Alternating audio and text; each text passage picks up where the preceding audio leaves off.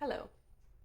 If you're, like me, signed up to that Jordan Peterson email list, I'm sure you would have seen his pre-enrollment for that Peterson Academy that he's put out. It looks like an interesting online course he's put together.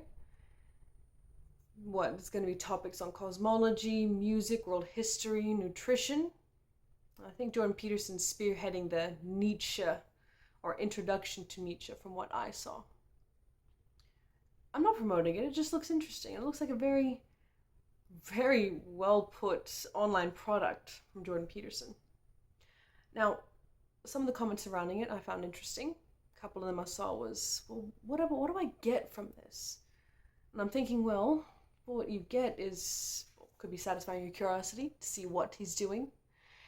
It could be, which I think the main thing is you've seen him go from his university days, go online, become this kind of public figure, very almost mainstream at this point, and you like what he's doing, so he made this course, maybe you like what he's doing, so you'll buy it. Another thing that was mentioned there was, what credentials do you get? And I went, oh, yeah. What credentials?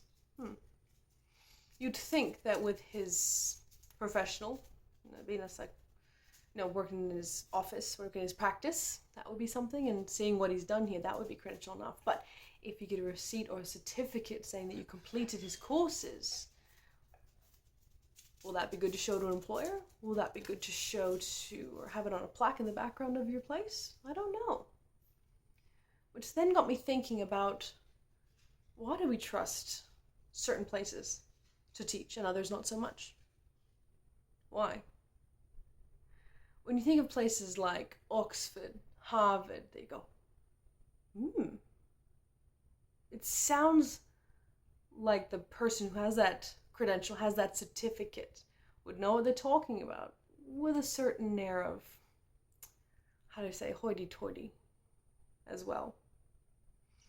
I decided to have a look at how or where do these fancy places start, and possibly explain how they got where they are now.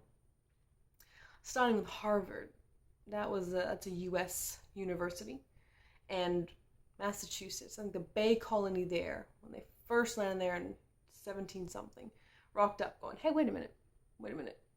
We're having all these pilgrims come over, and we need more priests to help facilitate all these people coming over.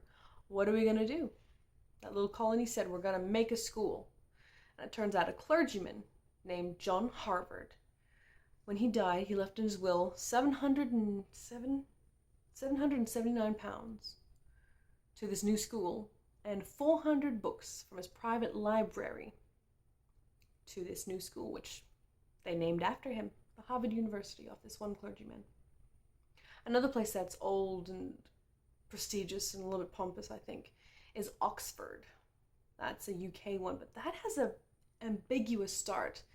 It's ancient. Started 1096. There's evidence that teaching was in that area. They already had that higher level of education in Oxford, and it just hasn't stopped since then. Another one that's similar and kind of has a rivalry with Oxford, that's Cambridge University. As it turns out, some Oxford scholars or Oxford teachers had a disagreement with the folks there at Oxford. They didn't want to be there anymore, so they went over to Cambridge in 1209. Checking the date of that one. 1209, and made their own university, Cambridge. I'll use another US example, but not on the scholarly level, more on the military level. I'm talking about West Point University in New York. That was established by Thomas Jefferson. I think he saw the need to train up officers, so instead of going through the ranks, make a school to produce officers ready to go to fight in the army. And that was done in 1802. He signed off on it saying, yep, let's make a uni for officers. And there West Point was made. It just seems those establishments have been around for so long. They've not given up. They've just been going on and on and on, and kind of honed and perfected what they do. That's why they've got their status. That's why they've got this prestige around it. So bringing it back to Jordan Peterson, I think what we're seeing here with him producing an online product with, I think he is using professors and scholars who worked at Harvard, worked at Oxford, bring that together for his academy, his online product, his online teaching platform now. I think what we're seeing here is the start of a new independent educating system or school. Those other places had their start many, many, many years ago.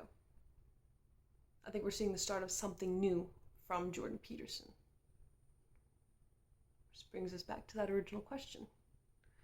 All right, see someone at Oxford or Harvard or Cambridge or West Point certificate, they seem trustworthy.